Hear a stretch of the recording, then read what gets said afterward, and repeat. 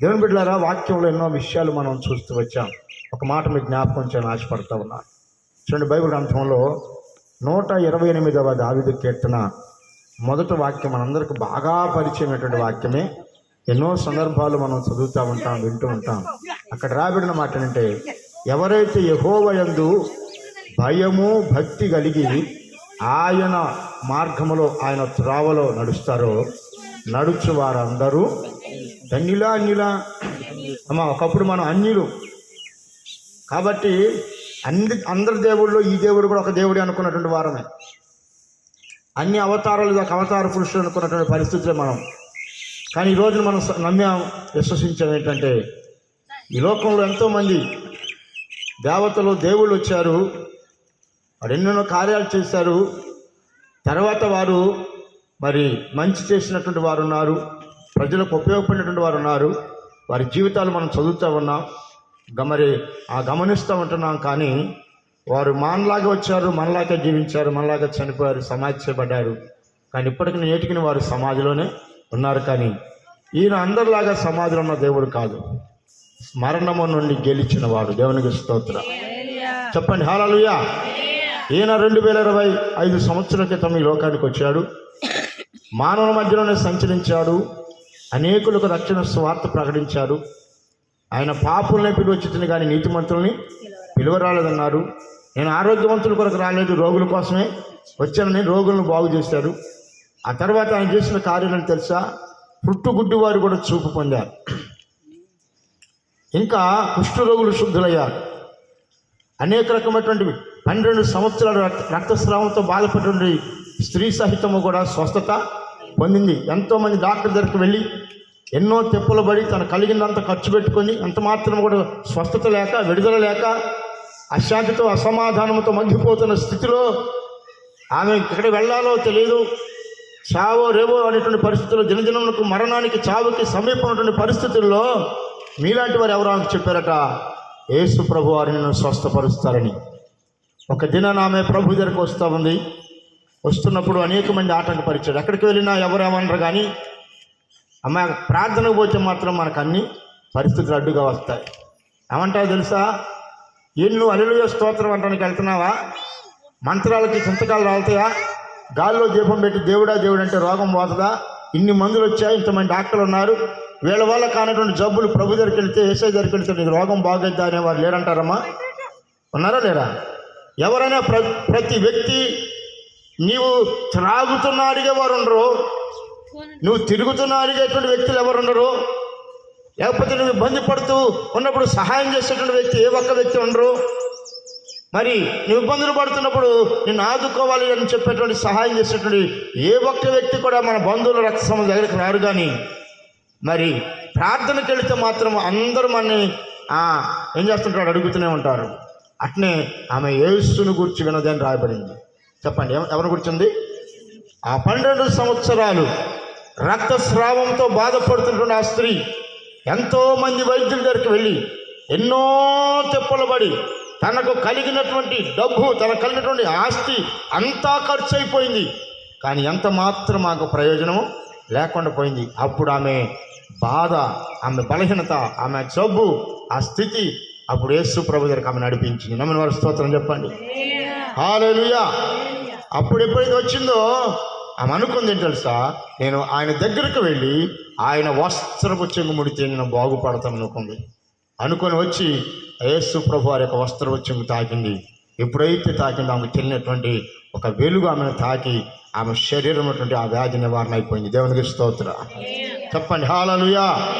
అప్పుడు ప్రభు అడుగుతున్నారు, నన్ను ఎవరో ముట్టారు, నాలో నుండి ప్రభావం పోయిందని చెప్పి అంటుంటే ఆమె అంటుంది, ఒక కడగా ఉన్నటువంటి స్త్రీని ఈయన దగ్గరికి రాకూడదు, అయినా నేను ధైర్యం చేసి ఆయన ముట్టుకున్నాను, నేను అపవిత్రమైనటువంటి ఆ యొక్క హస్తముతో నేను ముట్టాను కనుక నన్ను ఏమంటాడని చెప్పని భయపడుతున్నప్పుడు, లేదు నన్ను ముట్టిన వారు ఎక్కడే ఉన్నారు, మీలోనే ఉన్నారని చెప్పినప్పుడు ఇక ఆమె ఏమి చెప్పాలో తెలియక ముందుకు వచ్చాయా, ఇదిగో నిన్ను ముట్టుకున్న వ్యక్తిని నేనే.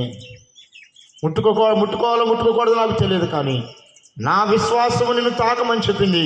నీ వస్త్రపు చెంగు ముట్టిన వెంటనే నాకు విడుదల కలిగింది. అని చెప్పింది. వెంటనే నేను వస్త్రం చెంగుముట్టిన వెంటనే నాకు స్వస్థత కలిగిందని చెప్పి అంతమందిలో సాక్ష్యం చెప్పింది. దేవునికి స్తోత్రం చెప్పండి, హల్లెలూయా.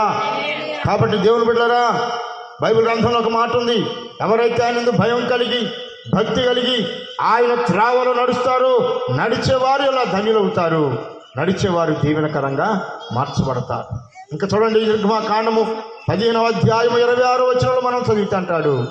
నిర్గమాకాండం 15వ అధ్యాయము 26వ వచనం చూస్తే, నీవు నీ దేవుడైన యెహోవా మాట శ్రద్ధగా విని ఆయన దృష్టికి, మనుషుల దృష్టికి నువ్వు న్యాయంగా నిజంగా నడుస్తున్నాను ఎవరు మనం నమ్మరు, కానీ మనము న్యాయంగా ఉండవలసింది దేవునికి. దేవుని ఎదుట మనం న్యాయంగా ఉండాలి. అందుకన్నాడు, నిజంగా ఆయన భయభక్తులు కలిగి మరి యెహోవా దృష్టికి న్యాయమైనది చేసి ఆయన ఆజ్ఞలకు విధేయత కలిగిన వారై ఆయన కట్టలన్నిటినీ అనుసరించి నడిచిన ఎడల నేను ఐగుప్తీయులకు కలగజేసిన రోగములలో ఏ రోగము, ఏ వ్యాధి, ఏ శోధన, ఏ సమస్య, ఏ బాధ మీకు రానియని అంటున్నాడు. దేవునికి స్తోత్రం చెప్పండి. చేతులు తీసుకొచ్చిన వారు నోరు తెరచి చేతుల పైకెత్తి ఇంకొంచెం గట్టిగా బిగ్గరగా హల్లెలూయా. ప్రియా దేవుని బిడ్డలారా, ఎవరైతే ఆయన మాటలు విని ఆయన ఆజ్ఞలకు ఆయన కట్టడలకు విధేయులు నడుచుకుంటారు, ఆయన మాట వింటారు, బైబిల్ చదువుతారు, ఆరాధిస్తారు, కొనియాడతారు, అటువంటి వారికంట ఏ తెగులు, ఏ వ్యాధి మీకు నేను రానియను. ఈ రోజున అనేక మంది వ్యక్తులు చూస్తూ ఉంటే దేవుని బిడ్డగా పైకి మాత్రం బాగానే ఉంటారు, లోపల భయంకరమైన వ్యాధితో బాధపడుతున్న సంఘటనలు. ఒక మాట చెప్పని ఇస్తారా? ఒక మాట మీతో చెప్పని ఆశపడుతున్నా. ఒక వ్యక్తి అట ఒక అందమైనటువంటి స్త్రీని చూసి ఆమె అందాన్ని బట్టి, ఆమెకున్నటువంటి ఆ స్వరూపాన్ని బట్టి, ఆ కలర్ బట్టి, ఆ రంగును బట్టి, ఆ జుట్టును బట్టి ఆమెను చూసి ఏమైనా చేసుకోవాలని వివాహం ఆడాడట. స్తోత్రం చెప్పండి. దేని బట్టి వివాహం చేసుకున్నాడు? మాట్లాడలేదు మీరు, చెప్పాలి. అందరు ఇక్కడే ఉన్నారా? ఏంది ఆమెకున్నటువంటి అందమును, తనకున్న కలరు, తనకున్నటువంటి పరిస్థితి అంతా చూచి, ఇగో ఇంత బ్యూటీగా, అంత అందంగా ఉంటున్న వ్యక్తి కాక ఏమని వివాహం చేసుకోవాలని చెప్పి అనుకున్నాడు, కానీ ఆమె హృదయాన్ని చూసి మాత్రం అనుకోలేదు. మనుషులు పై రూపాన్ని చూస్తారు, కానీ దేవుడు ఏం చేస్తాడు? హృదయాన్ని చూస్తాడు. ఈ పై రూపాన్ని చూసి వివాహం చేసుకున్నాడు ఒక వ్యక్తి. చేసుకున్న తర్వాత మరి ఇతను కూడా ఎంతో బాగా ఆనందంగా, సంతోషంగా, చిలక గోరింకలాగా జీవిస్తున్నారు. రామారాము కొన్ని దినాలు గడవక ముందే ఆమెకు ఒక భయంకరమైన జబ్బు వచ్చింది. ఏమొచ్చింది? భయంకరమైనటువంటి వ్యాధి, భయంకరమైనటువంటి యొక్క పొడ ఆమె శరీరంలో ప్రారంభమైంది. ఇవి ఆ రోగాన్ని బట్టి, ఆ వ్యాధిని బట్టి, ఒకప్పుడు నాకున్నటువంటి అందాన్ని బట్టి, నాకున్న పరిస్థితిని బట్టి నా భర్త ఇష్టపడి చేసుకున్నాడు. ఇప్పుడు నాకు వచ్చినటువంటి ఈ యొక్క అందహీనమైనటువంటి ఈ యొక్క జబ్బు నన్ను వెంటాడుతుంది. ఇప్పుడు నన్ను నా భర్త విడిచిపెడతాడేమో, నా భర్త నన్ను అసహించుకుంటాడేమో, నా భర్త నన్ను చూసి ఏమనుకుంటాడని చెప్పని ఆమె ప్రతిరోజు దేవుని బిడ్డరా వంట చేస్తున్నా, లేకపోతే పని చేస్తున్నా, పడుకుంటున్నా, లేస్తున్నా, కూర్చుంటున్నా, ఆమె ధ్యాస, ఆమె ఆలోచన ఎట్టుందంటే నా భర్త ఎక్కడ నన్ను తోలనాడతాడో అంటున్నారండి, ఎక్కడ నన్ను విడిచిపెడతాడని చెప్పని ఆమె వేదన పడతా ఉంది. ఆమె బాధ ఏంటంటే డబ్బు లేదనో, ఆహారం లేదనో, వస్త్రాలు లేవనో కాదు, కానీ ఆమెకు వచ్చినటువంటి ఆ వ్యాధిని బట్టి, బలహీనతను బట్టి, ఎక్కడ నా బాధను బట్టి, నా పరిస్థితిని బట్టి భర్త నన్ను విడిచిపెడతాడని చెప్పి ఆమె వేదన పడుతుంది. ఆయన కూడా ఏం చేస్తుంది సార్, మరి తను చూస్తున్నాడు. ఆ ప్రతిరోజు వచ్చిన దానికి మనం ఏం చేస్తాం మనుషులు అనుకున్నారు, కానీ బయటికి మాత్రం ఆమెకి చెప్పడం లేదు.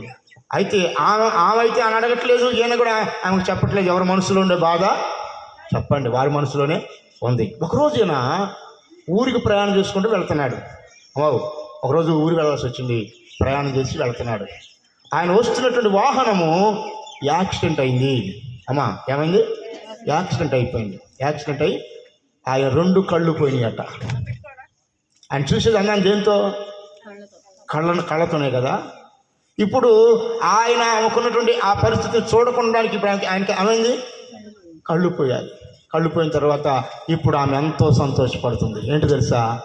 నేను ఏ రూపంగా ఉన్న నా అందాన్ని నా భర్త చూడకపోయినా కానీ ఈరోజు మరి నా భర్తను మాత్రం నేను మంచిగా చూసుకోవాలని చెప్పని ఆమె తన కళ్ళు అయిపోయి ఆయన ఎంతో భక్తి శ్రద్ధతో చూసుకుంటుంది.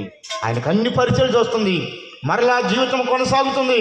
వారు సంతోషంగా ఆనందంగా ఉంటున్నారు. అలా కొన్ని దినాలు గడిచిన తర్వాత ఆమెలో ఉన్నటువంటి మనాదికి మందు ఉండదంటారు, కానీ ఆమెలో ఉన్న వేదన, మనోవేదన మాత్రం ఆమె నుంచి ఒక కొన్ని రోజులైన తర్వాత ఆమె ఆ బాధ తనలో పెట్టుకుంటూ కుషించి భార్య చనిపోయిందంట. దేవునికి స్తోత్రం. ఏమైంది? చనిపోయింది. చనిపోయిన తర్వాత ఈయన మరల తిరిగి వేరే స్థలానికి వెళ్ళడానికి బయలుదేరుతుంటే అందరూ వచ్చి అన్నారు, అయ్యా, ఇంతకాలం నీకు కళ్ళు లేకపోయినా, ఇంతకాలం నీకు చూపు లేకపోయినా, కన్ను చూపు అన్నీ ఆమె అయ్యి నేను ఎంతగానో చూసుకుంది. ఇప్పుడు నీకున్నటువంటి ఏకైకమైన భార్య నేను విడిచిపెట్టి చనిపోయి వెళ్ళిపోయింది కదా, నువ్వు ఎలా బ్రతుకుతావు, ఎలా జీవిస్తావు, అయ్యో నీ స్థితి ఎందుకు ఎట్లా అయిపోయింది, నీ గతి ఎలా అయిపోయింది అంటే అని చెప్పని అందరూ పాపం ఆయన మీద జాలిపడినట్టుగా మాట్లాడుతున్నారట. అప్పుడు ఆయన ఏమన్నాడు తెలుసా? మీ పిచ్చి మొగాళ్ళారా, నా కళ్ళు ఏం పోలేదు, నా చూపు బాగానే ఉందన్నట్టు. స్తోత్రం చెప్పండి. చెప్పండి, ఏముంది? నా చూపు బాగానే ఉంది, కానీ నేను ఎందుకు గుడ్డివాడిగా ఉన్నాను, ఎందుకు ఇలా మారిపోయానంటే నా భార్య తనకున్న అందంలో నిజంగా ఎక్కడ అందహీనురాలని చెప్పి నన్ను విడిచిపెడతారు, లేకపోతే కుటుంబంలో సమస్య వస్తాయని చెప్పి బాధపడుతుంది కనుక దాని గురించే నేను గుడ్డివాడిగా ఉన్నానని చెప్పాడట. దీంట్లో ఎవరు గొప్పవాళ్ళండి? చెప్పండి. కాబట్టి దేవుడు అంటే ఎందుకంటాడు, మనస్సు ఉంటే మార్గం ఉంటుంది. నీకు కావాల్సింది అందం కాదు, నీకు కావాల్సింది ఐశ్వర్యం కాదు.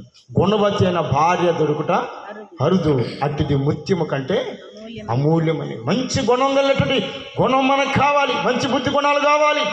చాలామంది అంటారు, సార్ ఏ అమ్మ కన్నబిడ్డ అయితేనండి అసలు మరి ఆ యొక్క కోడలాగా ఇంట్లో ఉండలేదు, ఒక కన్నబిడ్డలాగా మా ఇంట్లో కలిసిమెలిసి ఉంటుంది.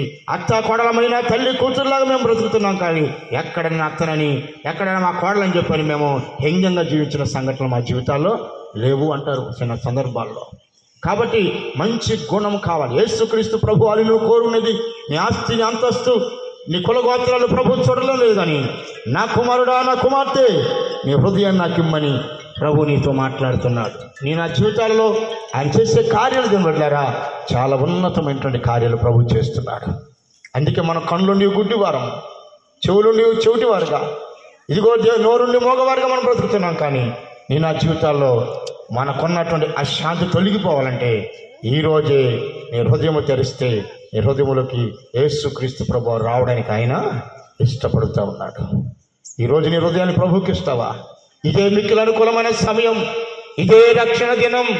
ఇంత గొప్ప రక్షణ నువ్వు నిర్లక్ష్యం చేస్తే రేపు దేవుని ఉగ్రత నుండి తప్పించుకోలేవు. నీ అందం నిన్ను మోక్షానికి చేర్చదు.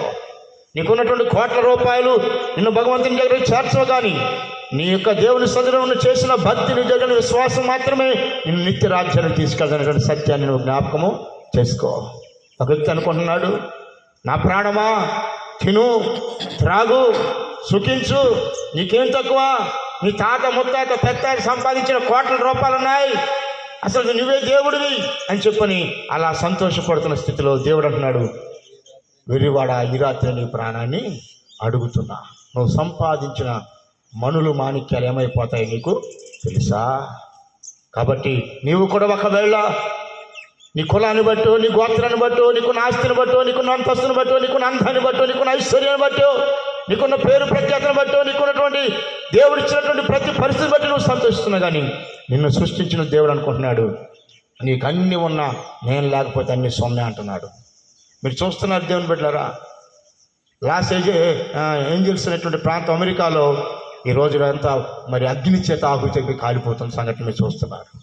అక్కడ ఒకే ఒక కుటుంబం ఉందట, అన్ని కాలిపోయా కానీ ప్రార్థన చేసిన ఇల్లు ఒక్కటి అగ్నితో ఆహుతి కాకుండా క్షేమం ఉంచబడిందంట. స్తోత్రం చెప్పండి, చెప్పండి హల్లెలూయా. ఎందుకు ఆ పట్టణం అలా కాలిపోవడానికి కారణమైంది తెలుసా? వాళ్ళు అనుకుంటున్నారు మాకున్నటువంటి అంత అందమైనటువంటి నగరం ఇంకెక్కడ లేదు, ఇంత డబ్బు ఉన్న వాళ్ళు ఎక్కడ లేరు, అసలు మేమే దేవుని కంటే గొప్పగా మేము బ్రతుకుతున్నామని చెప్పని కొన్ని రోజుల క్రితం వారు ఎంతో సంతోషించి గంతులేశారట. కానీ ఆ సంతోషం పూర్తి కాకముందే అగ్ని రాసుకొని ఆ ప్రాంతం అంతా ఈరోజు ఆహుతి అయిపోతుంది. కానీ మన జీవితాల్లో మరి ఏ సమయానికి ఏమి జరుగుతుందో మనకి తెలియదు. అందుకే భక్తుడు అంటాడు, దినదినము చనిపోచున్నాను యేసుక్రీస్తులో బ్రతుకుచున్నాను అనండి. దినదినము చనిపోవుచున్నాను, యేసుక్రీస్తులో బ్రతుకుచున్నాను. యేసు గొర్రె పిల్లను నేను, వదకు తేబడిన గొర్రె పిల్లను. పడదాం. యేసు గొర్రె పిల్లను నేను, వదకు తేబడిన గొర్రె పిల్లను. దినదినము చనిపోతున్నాను, యేసుక్రీస్తులో బ్రతుకుతున్నాను. నా తలపై ముళ్ళు గుచ్చబడినవి, నా తలంపులు ఏడుస్తున్నది. అందరూ నా తలపై ముళ్ళు గుచ్చబడినవి, నా తలంపులు ఏడుస్తున్నవి. నా కాళ్ళకు మేకులు దిగబడినవి, నా నడకలు రక్తసిద్ధమైనవి. నా కాళ్ళకు మేకులు దిగబడినవి, నా నడకలు రక్తసిద్ధమైనవి. యేసు గొర్రె పిల్లను నేను, వదకు తేబడిన గొర్రె పిల్లను. పదమే. యేసు గొర్రె పిల్లను నేను, వదకు తేబడిన గొర్రె పిల్లను. దినదినము చనిపోతున్నాను, యేసుక్రీస్తులో బ్రతుకుచున్నాను. అందరూ పడదాం. దినదినము చున్నాను, యేసుక్రీస్తులో బ్రతుకుచున్నాను. యేసు గొర్రె పిల్లను నేను, వదకు తేబడిన గొర్రె పిల్లను. పదాం. వదకు తేబడిన గొర్రె పిల్లను, వదకు తేబడిన గొర్రె పిల్లను. Praise the Lord, praise the Lord, hallelujah. దినదినము మనం చనిపోతున్నాం. ఆర్థిక ఇబ్బందులు బట్టి చనిపోతున్న వారు, కుటుంబ సమస్యల చేత చనిపోతున్న వారు, దేవుని బిడ్డల తల్లి జాడ పిల్లకి, పిల్ల జాడ తల్లికి లేకుండా జీవిస్తున్న సంఘటనలు, భయంకరమైన దుస్థితులు దేవుని బిడ్డగా. ఈ మధ్య కాలంలో చాలా కోడి పందాలు జరిగాయి. గెలిచిన వాడు సంతోషిస్తే ఓడిపోయిన కుటుంబాలు ఆత్మహత్యలు చేసుకొని చనిపోతున్న సంఘటనలు ఎన్ని మనం చూస్తూ ఉన్నాం. ఎవరి వ్యసనాన్ని, ఎవరి పరిస్థితిని ఎవరు కూడా ఆపలేము. తనకున్నటువంటి పరిస్థితులను బట్టి మనిషి దేవుని బిడ్డ తనకు అర్థమైనంత వరకు ఎంత చెప్పినా వినడు. కానీ తనకు ఎప్పుడైతే పరిస్థితి అడ్డంగా తిరుగుతుందో, చావుకు దగ్గర అవుతాడో, అప్పుడు మాత్రమే బుద్ధి తెచ్చుకొని నా కోసం మీరు ప్రార్థన చేయండి. ఎకరాలు అమ్మినవారు, జీవితాన్ని పోగొట్టుకున్నవారు, ఆప్తులను పోగొట్టుకున్నవారు, ఇంటి యజమాని పోగొట్టుకున్న సంఘటనలు ఎన్నో మనం జీవితాలు మనం చూస్తున్నాం. మనం అంటాం, ఈ లోకానికి మనం ఎందుకు వచ్చామో తెలియదు, ఎందుకు ఈ లోకం నుంచి వెళ్ళిపోతాం మనకి తెలియదు.